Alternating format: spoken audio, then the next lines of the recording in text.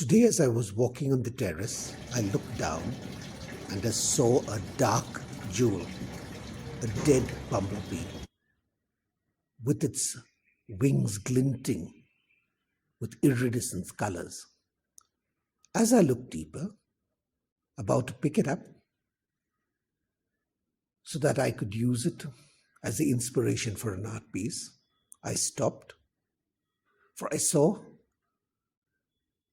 a horde of tiny red ants pouring in and out of it. Obviously, they were feasting on it. There was a pause when I wondered, should I claim it and dust the red ants off? But I said no, that was not fair. Just as I was curious about the bumblebee, some huge black ants were curious too. One or two came very close, but when they did, they encountered guards.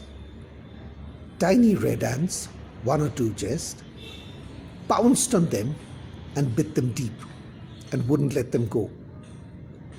The black ants writhed and writhed and writhed, trying to shake them off, to no avail. In fact, the battle has been going on for about 5 minutes. And I've been wondering, do I crush and kill both of them? But I was told, no, not to intervene.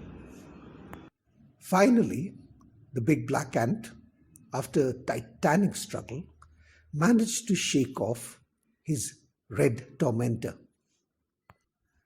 But whether he will survive this battle is unknown. Now, just as there is a feast for the ants, there is a feast in this for us humans. The first is an opponent maybe 10 times your size, but if you're committed, you have a real chance. The second, obviously, is that we really do have to fight for the things worth fighting for.